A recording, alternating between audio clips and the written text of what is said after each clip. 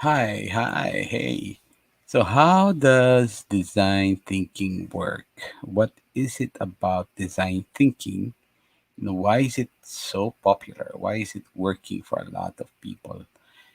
Let's talk about that today and let's explore the different literature so far on design thinking. What is it about? Why it seems to work for um, at least a lot of examples that show it does work. Let's talk about design thinking.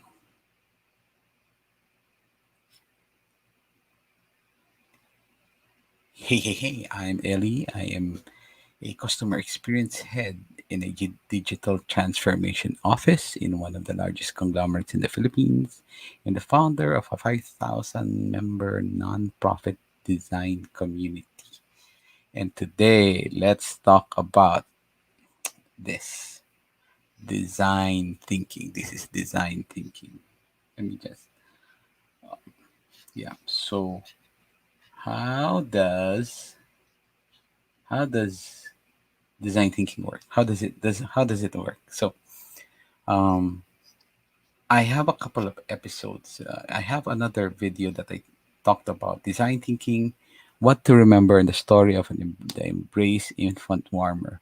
If you have not seen this episode, look for designers.cam and look for this particular video, design thinking, what to remember the story of the Embrace infant warmer. And I basically my hypothesis here, my claim here is that for me it has worked so well because there is the marriage of the logic part of work and the heart part of work of design. So you are designing with care, but you are doing it logically. So it's a combination of the brain and the heart. And that's my claim here. And my story here is Jane Chen and the Embrace infant warmer. How much heart, how much caring it was came about when trying to save babies' lives, and you use logic to make sure the solution actually makes sense. You use prototyping, you use experimentation. There's a combination of caring yet with the scientific method along with the caring. That I made this description, this discussion here in these other episodes. But what is it really about it?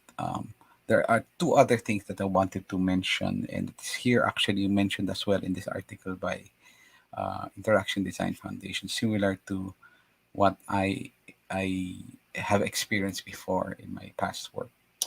But before we jump into that, there are actually studies on papers on the effectiveness of design thinking, and this is a paper from um, here, design thinking in healthcare. So the question whether design thinking is actually effective in healthcare, and let's jump just um, to the end of the research, which they say there is a promising approach to intervention implementation dissemination may increase the acceptability and effectiveness of healthcare interventions by actively engaging patients who provides in the design process and rapidly iterating innovation prototypes to maximize success. It is promising, but what they're saying here, it's inconsistent the methodology and their limitations in their study, in their particular study. But it is very promising. That's what they're saying about the design thinking approach. So there are studies on this, and there's a call for more empirical evidence towards collecting research on the effectiveness of design thinking. But for me, anecdotal evidence for me and what I've seen with the design community I work with, I have seen how it one way it has been effective aside from the fact that this combination of this the brain and heart combo is one is this it helps you there is intentional training for you to be aware of your biases. There's intentional training to be aware of your biases and try to hold back those biases. That's one other thing that I always um, experience when I work with a lot of the different companies that I worked with before. We try to hold back the biases. So um, one of the things we always say is, don't fall in love with your solution, fall in love with the problem. Don't fall in love with your solution, fall in love with the problem.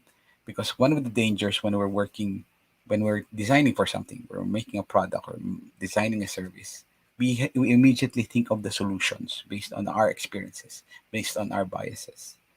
But one of the tenets of user experience design is you are not the user. So one of the things that we have to be aware of are those biases. So the heart, the brain, and then be aware of your biases. The third thing I like about but why design thinking seems to work is the fact that there is participatory design. There is the concept of working with other people. So this is the design thinking process. I'll revisit that later. But for me, that's what there's the power of storytelling, and involves a number of different groups in different departments. Developing, categorizing, organizing ideas and problem solutions can be one way of this by using the design thinking approach. So I've seen this work because you get them all together, you form a structure, you facilitate that discussion amongst them, even with the stakeholders, so that they see the value. And it can be tricky sometimes, especially if, again, the biases. Certain, especially if you have stakeholders that are high up there, the what we call highest paid person's opinion, hippos. There are a number of characters. They have beliefs already that they think this will work. This is already the solution. So going through this process helps them hold that bias back. At the same time, introducing research info or a way to collect information that is um, so hold the bias and then show them what actually works. And here the what interaction design also explains is the power of storytelling. Um, we in When we're doing research, we highly advise doing both qualitative and quantitative research, and even Norman Nielsen's articles talk about this. Why? Because the quantitative is your evidence. This is the number of things. The quantity, it's like 70% people do this, 80% of people do that, 30% do this. You have numbers. You can convince them, but they will remember if you tell the story. It becomes more memorable. So that's why you do the qualitative research. You add the qualitative aspect to um, the design thinking process. And the qualitative aspect, the storytelling aspect, is the empathy. When you empathize, you understand what happens, and that works really well.